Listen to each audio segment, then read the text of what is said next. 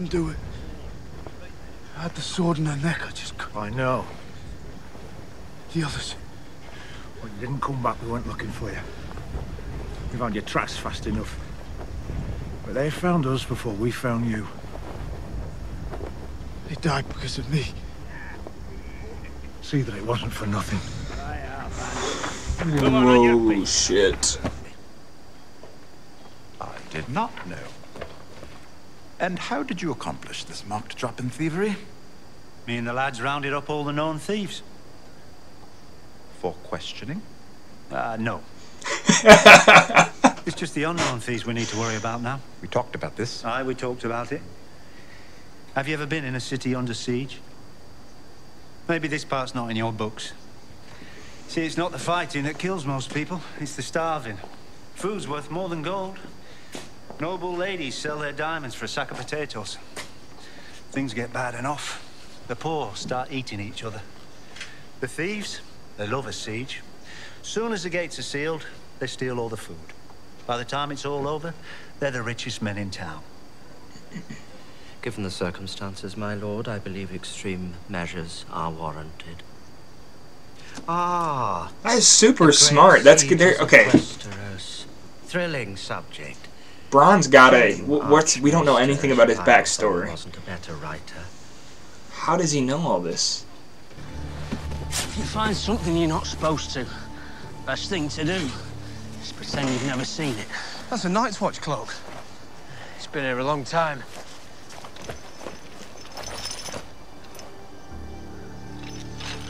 The theme. Must be dragonglass. Dragonglass? The maesters call it obsidian. Why would a brother hide it here? I expect it's because he wanted somebody to find it.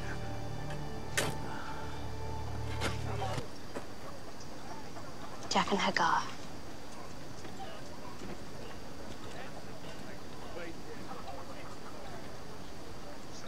Hagar gives a man his own name. That's right. Gods are not mocked. This is no joking thing. I'm not joking. Man can go kill himself. Unname me. No. Please? I'll unname you. Thank you. If you help me and my friends escape. This would require more than one life. So smart. Bargain. Fine. Jaqen Hagar. Hagar lacks honor. Shrug.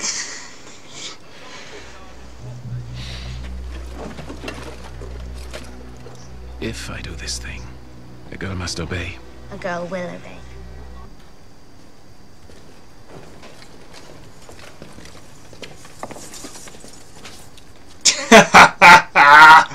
That's not funny because she's all beaten up, but... I'm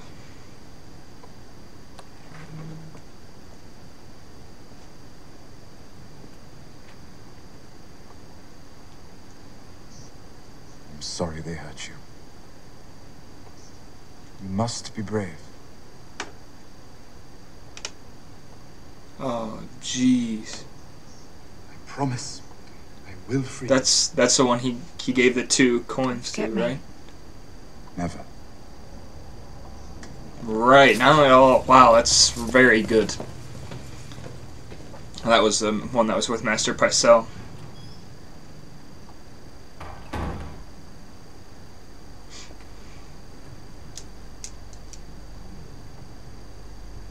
I will hurt you for this. The day will come when you think you're safe and happy, and your joy will turn to ashes in your mouth. And you will know the debt is paid. Get out. I've been waiting all night. What is wrong? You're beautiful. Aww.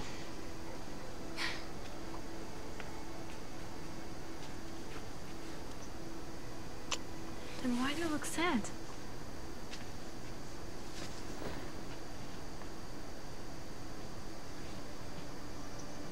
We have to be more careful. Don't be afraid. I can take care of myself.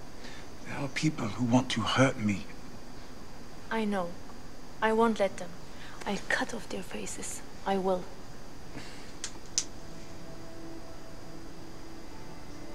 I would kill for you. You know that. I expect I'll have to before this is over. You're mine. I'm yours. Promise me. I'm yours, and you're mine.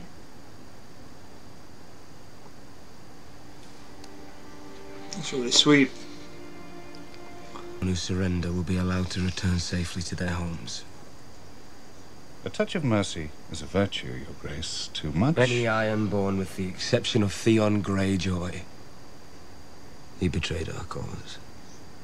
He betrayed me. We will hunt him down no matter where he runs.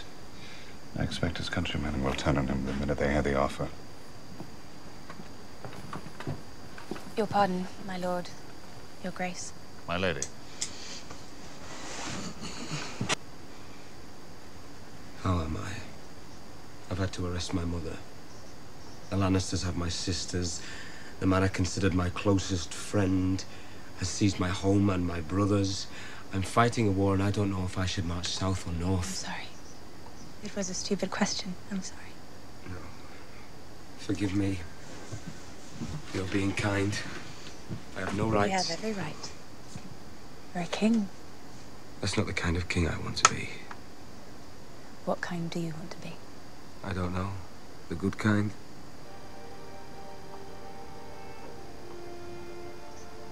I decided two things that day. I would not waste my years planning dances and masquerades with the other noble ladies. And when I came of age, I would never live in a slave city again.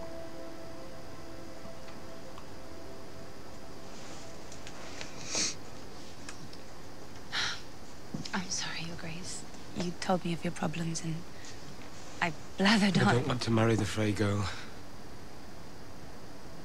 Oh, Robb.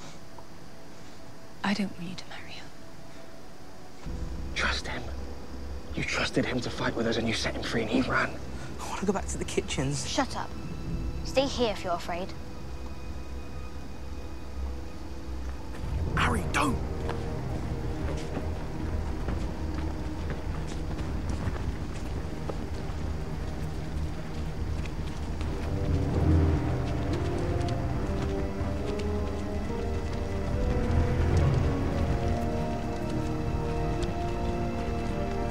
King's Landing, I'll ride out to greet him. A brave choice, Your Grace. I'm sure your men will line up behind you. They say Stannis never smiles.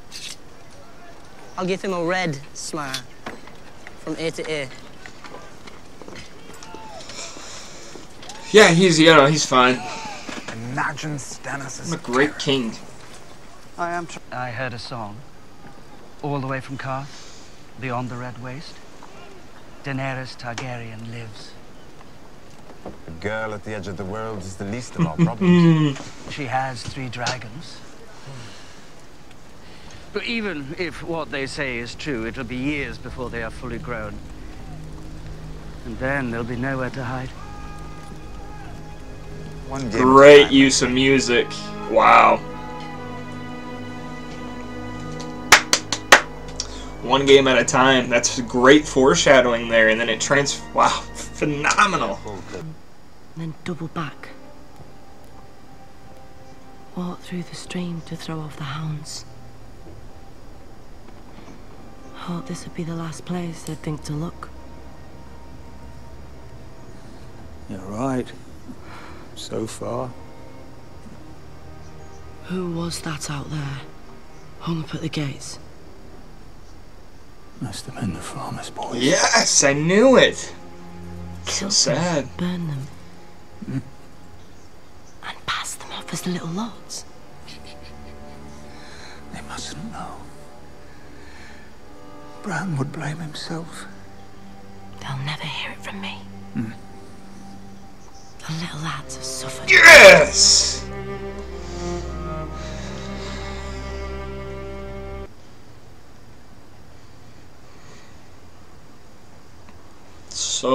So relieved that Bran is still alive. And Rickon. Sorry, Rickon. I'm glad he's alive too. Well, guys, we are moving right along through this season of Game of Thrones, second season, episode 8. My general overview for this episode, I do have a few things to say. First of all, both my predictions from last episode, that Bran and Rickon were not dead and that Jaime Lannister would escape, both came true. So, you know, not like they're that hefty of predictions, but still pretty cool. I don't get a lot of predictions right, as you guys probably know. Oh shoot, I'm probably out of focus here. Give me 1 second, I apologize. Are we focused? We're focused, good deal. Also, despite a slightly uneventful episode, like I said, we did receive a lot, and I mean a lot, of valuable information and a lot of good stuff that's going to build up to a great climax in the 9th and 10th episode. So, still plenty of positives to take from the episode, and was by no means a bad episode. I mean, we had a couple really great moments that we're going to get into here in this in-depth section. First thing I need to talk about is Theon and Asha just have a fantastic brother and sister moment, and this is really good for Theon. As much as I don't like his character right now, I like his character, that's not what I meant. As much as I don't like what he's doing and how he's turning on this dark side, you do slightly feel bad for him because he is a well-written character, right? Like, he's still... You see his actions all have purpose and meaning behind them, and it's kind of tragic, and you kind of feel bad for him how he's just kind of like the ugly duckling, right? Well, he has this great moment with his sister right at the beginning of the episode where his sister basically is talking about, yeah, when you were a baby, you were just a shitty little kid, man. You were just cry. And then once I was just ready to strangle you, I looked down your crib and you smiled at me. And then she says, please don't die this far away from the sea. That is, I know you guys kind of were like, I don't know if he's accepted yet. When I first said he was getting accepted into his family, you're right. He kind of had to prove himself, and I think, but his sister finally showed him an act of love, and I don't think that's something he gets a lot of. So I think that, you know, that might change him for the better. And we even see at the end of the episode, he has gold for the farmers, and he's trying to get these burnt bodies down. Like maybe he's already changing because of that. And he's realizing he doesn't have to be this terrible person to impress his father and these people. So that's a good point. Good scene, really great scene.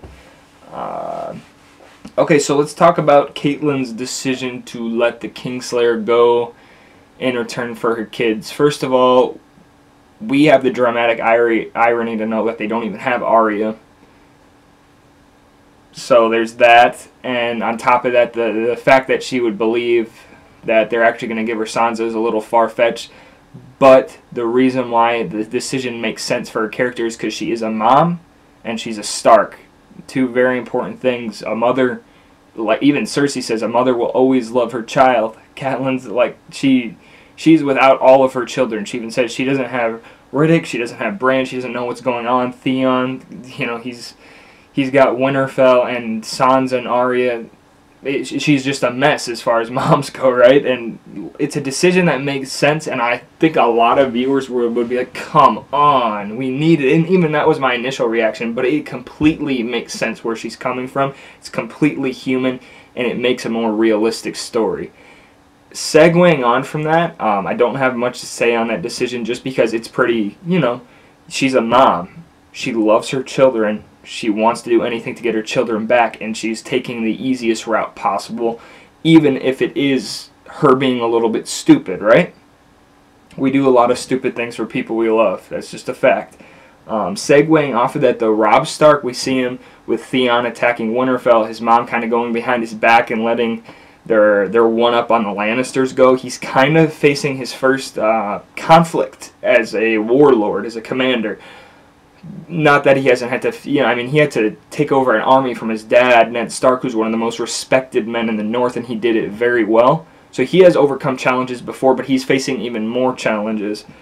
And at the same time, he's got this love interest to worry about, and we'll get into that later. But basically, the only reason I brought up that Robb Stark is facing challenges is because I'm interested to see how he reacts to this and if it's going to go as well as it has been going for him. So we'll see what happens, really. Yes, this is an interesting one. Let's talk about Bronn's story a little bit, right? Because we see in there, and there's this really, it's actually a pretty comedic scene between him and Tyrion. He's like picking at his fingernails. Tyrion's like, dude, you gotta do that. And he's like, why not? And he's just kind of being irritated. He just kind of looks at him. It's a pretty funny scene, and all of a sudden he's like, you know what, none of these books are gonna fucking help you in a war. Let's trade them in for some crossbow or some men. Maybe we'll just throw books. Like, he's making all these sarcastic comments, like, these books aren't gonna help you guys. And then he starts spitting knowledge, like, hey, listen, when Varys comes in and is like, hey, I gotta congratulate you, the thieves have gone down, or robberies have gone down by whatever amount. And Tyrion's like, well, what did you do? And he's just kind of like, well, you know what I did. I'm friggin' Bronn. So, anyways, and then he's like, well, let me tell you this. Thieves are the biggest problem when a siege happens because the food becomes more valuable than money. And all the thieves in town are going to go right after the food so they can become the richest men. He's smart. He has been through a siege before, right? He's had to have been. He's been through some shit. And we don't know anything about his past. Or, well, you guys probably do because you've seen him the whole darn show. But I don't know anything about his past. And stuff like this, I'm just trying to really absorb when he talks because I'm trying to put together what he could be. But the fact that he's nothing could be something, right? So it could be a cool thing that he kind of came from nothing. But, you know, the fact that he has a lot of knowledge and that he helped Tyrion pronounce the name of a book, which is kind of interesting for his character, it leads me to believe that there's something a little bit deeper to Bronn than maybe we're getting off. This is an interesting thing, and this episode just had so many just kind of random little, very important things thrown in. Sam and the Night's Watch boys they're digging up in the snow. They're just digging through the snow, and they find this rock with some sort of symbol on it. I don't know if I was supposed to recognize the symbol, but I did. I'm sure I'll put it together in later episodes. But basically, they find dragonglass, like arrowheads and whatnot, made out of obsidian. I couldn't not put a note about that, because what could that mean? And that's all we get on it for this episode. I don't know if they're going to elaborate next episode, or if it's going to mean something going to the future, but it's a very cool scene. I know he said it belonged to the first men.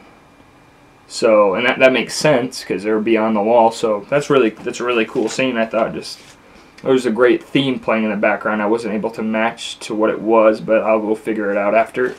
Excuse me, I'm done making this. I got a note on Cersei, so we get this great conflict between Cersei and Tyrion, and Tyrion's basically like, yeah, Joffrey wants to be in the front lines of the war to inspire the soldiers.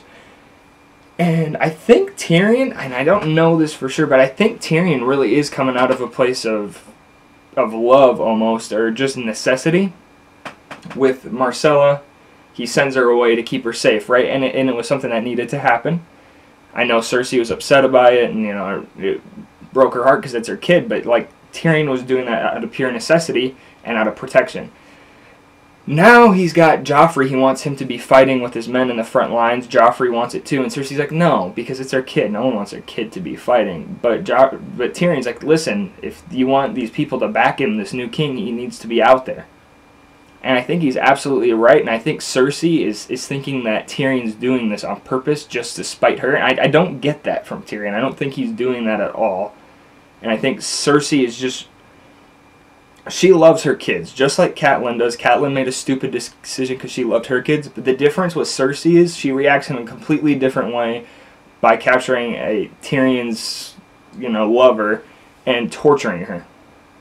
Like, it's a little psychotic, so... That's my, there's a lot of comparisons between Cersei and Catelyn and how they both really do love their families, right? And that is a redeeming quality about Cersei and her cheekbones, that she loves her family, right? That's a true fact. She does love her family. You cannot deny that, but the way she handles her love for her family is very scary. That's all I say. That's all I'll say, excuse me. Good. Gotta talk about this. Tyrion and Shae's relationship, this episode was the best it's ever been. It finally came kind of like full circle for me. As far as a relationship goes in TV, it's very hard to mimic the real thing as far as romantic relationships, right? It can come off a lot corny in most things we watch, and et cetera, et cetera. So it's very hard to do it, and, I liked the relationship, and I knew from the very start that Tyrion saw something in there, and they did a great job of showing that through their acting and the directing as well. But I think this episode, when Tyrion was fearing for her life and kind of came to her and was like, oh my god, you're beautiful. You just looked at her, you're like, you're so beautiful. I love you, you're mine. That's when that relationship became real to me. That became a real relationship, and it felt real for the first time. Speaking of relationships, first let's talk about Robb a little bit more. When he's talking to Talisa, he says she says something to the effect of, like, you can do anything, you're king. He's like, well, I don't want to be that kind of king. She's like, well, what kind of king do you want to be? He said, I don't know, a good king. He just has a different mindset than most people, you know? And it comes from being a child of Ned Stark, I believe. And, of course, yeah, he's not a perfect character, and we'll get into that a little bit here, but he's just so refreshing. He really is a noble person. And he really, I think, we'll get into this a little more with his relationship with Talisa here, but he really is attracted to honor and being a good person. And you can also say that, and just like Robb's, I think you can say that about Jaime Lannister too, just his situation worked out a little bit different. But let's talk about the Robb and Talisa romance scene here. We hear Talisa's story about how her brother was saved by this slave, and since then she refused to live on a slave land. Well, you know, and then like immediately they start, you know, getting it on, and he says, I love you, I don't want to marry the Fae girl. I believe it's Fae, or is it Shae? No, it's Fae. Fae girl. Yeah, and that brought to my attention how good this relationship that is finally happening has been built up the whole show. Because we first see Robb talking to her when she's helping the amputee and she's on the battlefield. And he draws interest in her because of how differently kind she is. Similarly to how differently kind Robb is. And that draws his attention. Now, maybe that makes him a narcissist. I don't know. But, no, I think he's just drawn to how, like, naturally kind-hearted she is. And after this story, he's like, you know what? I love you. I freaking love you. And you know what? Is it a responsible move? No. But Robb Stark is young. And Robb Stark is in love. He is going to make mistakes, and this is one of the first of many, I think. So, you know, it's going to be interesting to see how that plays out. I like it. It's a very, very organic and real relationship, so I don't think it being in the show hurts the show. A lot of time, relationships... I won't say that. A lot of time, romance isn't always good to have an abundance of, and there was a lot of romance in this episode, but it was a very natural and organic relationship, so... It'll be interesting to see how it plays out, and the drama with him and having to marry the Fae's daughter is going to play out because he knows that's his responsibility. You know, the part of growing up and is doing things that you don't want to do, and he doesn't want to do it, but he might have to, right? Oh, interesting point here on Stannis. We get a short scene from Stannis where he claims Davos is, he's going to say, you're going to be my, king's hand. And I noticed Stannis tells a story about, hey, you know what, I held down Castle Rock. I believe it was Castle Rock. Don't count me on that. He held down an area, I can't remember where. Or Robert and Ned got to go off and be heroes. And then after I was done holding that place off with 500 men, we had to resort to cannibalism. It was terrible. I didn't even get to be a lord. My brother Remley got claimed to it, my younger brother. But you know what? I did what Robert said because he was my older brother. And I followed duty. And someone in the comments, I'm so sorry I don't have your name pulled up here, but he brought up that Stannis is a man of duty. And this was the first time, not the first time, but the best moment of Stannis' character truly coming out. And how he can actually be a very honorable character if you look at him in that sense. That he did what he had to do, and now it is his time. He is the rightful king, which he is, and he will do that. He is a man of duty, and he did what he had to do. And he did it without complaining, really. And now it's his time. So it's a great way to make Stannis this really badass, intimidating person who is kind of a grouchy asshole. He's like, well, look what he's been through in his life, right? Look what he's had to put up with. Look what he's, you know. And now, finally, it's his time. And he's not going to take a back. Okay, so with Stannis out of the way there, that's all I really had on him. He didn't have, he only had that one scene. Like I said, there's a lot of real sporadic scenes of different things going on throughout this whole episode, which was an interesting way to do the episode. It wasn't my favorite way they done it, but I didn't mind it. Then we cut to a scene with Joffrey, and he's talking about, hey, I'll meet Stannis if he comes here, I'll be there, but he's like, we gotta go attack. Like, I'm gonna lead these guys up, we're gonna go attack Robb Stark now. He's not expecting it. And Tyrion's like, dude, like, Stannis is gonna be here in 2 days. Like, what are you doing? And anyways, like, Joffrey is like, he wants to be out in the front lines, and I feel like everyone should know that, hey, that's a bad idea, right? If you're a Lannister, right? It's a bad idea. Like, I don't think Stannis would have a problem killing Joffrey right then and there, and you know, all the Kingsguard he has, I mean, Joffrey's out there in the open, it's a risk, and it makes me think that maybe Cersei was on to something, and maybe Tyrion realizes how much of a liability Joffrey is to the Lannisters and the Lannisters' succession and keeping the power at the throne, that he is purposely trying to sabotage Joffrey and get him killed. And as much as I would love to see Joffrey die, it would only help the Lannisters, I feel. I mean, in a way, right? Because if Joffrey dies, then the succession, I mean, it's just, he's so incompetent as a leader. You know what I mean? Oh, I apologize. I had a timer to make sure we didn't go over the time limit. My bad. But Joffrey, he's so incompetent as a leader where it's like, if he dies, it's almost going to help the Lannisters' cause out. And Tyrion, I think he's smart enough to know that. And maybe he purposely does want him to be out in the front lines. And maybe Cersei is smart enough to pick that up. And that's why he's punishing him by, you know, torturing his true love.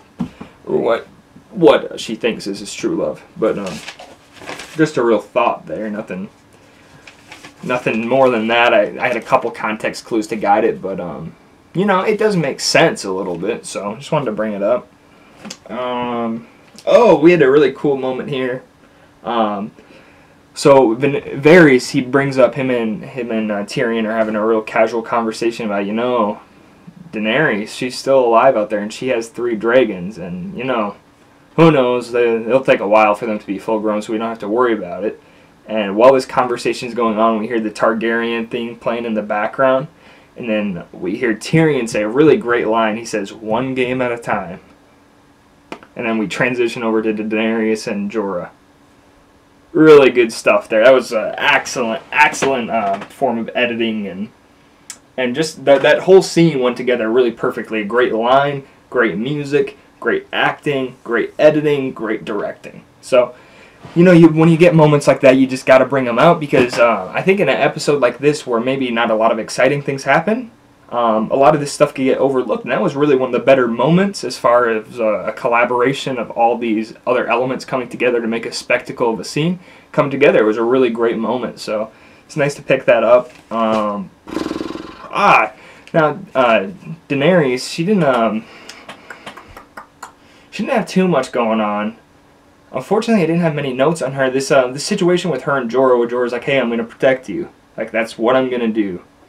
And Daenerys is like, "Well, we need to get my dragons," and she explains that, like, "Hey, it's not about my say. We need to get my dragons. That's part of me." And Jorah's just kind of focused on getting them out of there. And I understand that scene's importance. It was to show how important the dragons were to Daenerys. But at the same time, I feel like we've seen that scene a lot where Jorah has basically said how much, it's like, "Oh, dude, I got it." So it wasn't my favorite scene.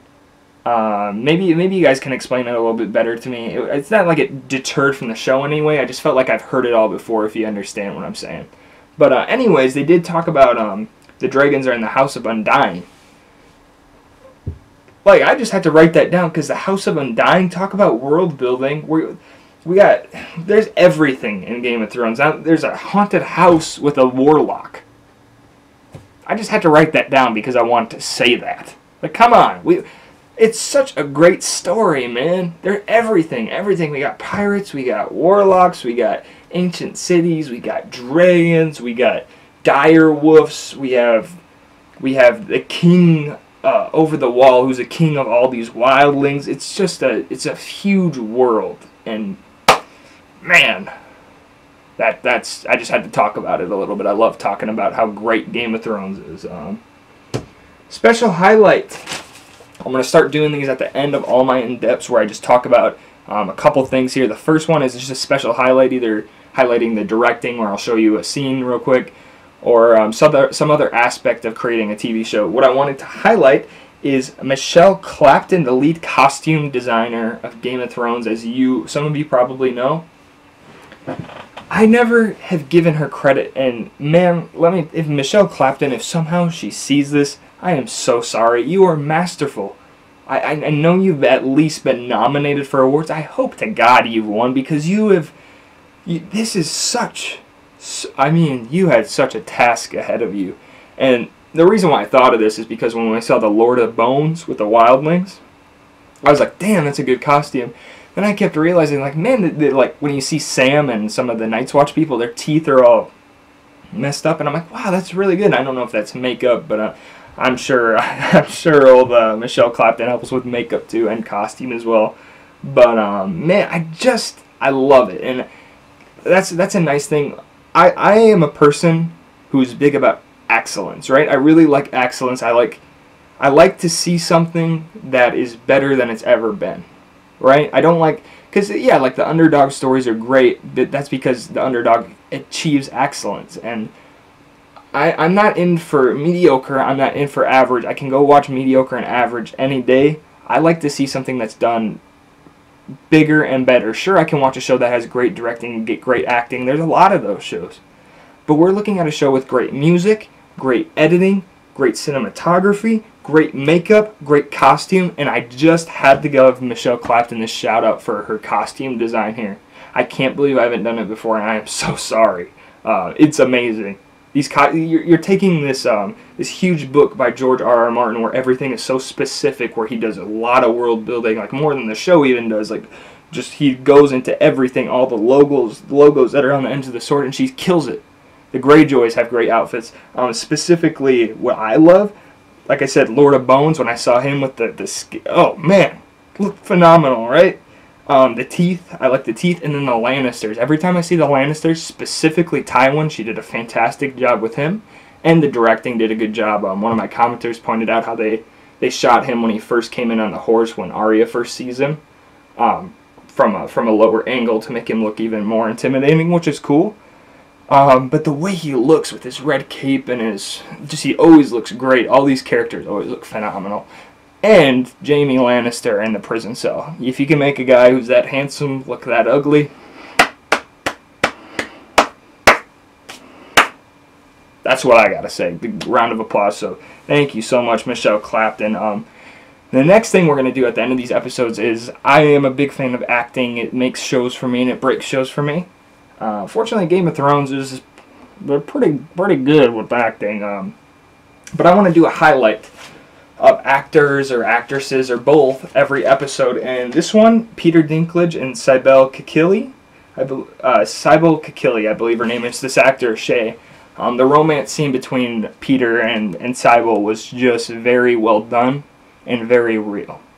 And Cybele, she hasn't stood out to me really until that scene. So mostly Peter Dinklage has done a great job, but Cybele really put her foot down and did a realistic, like, raw, like really, like it made me tear up a little bit, romantic scene. Like, she really captured the feelings that were in the air there. Like, I felt the love. So good job to those guys. It might be the best.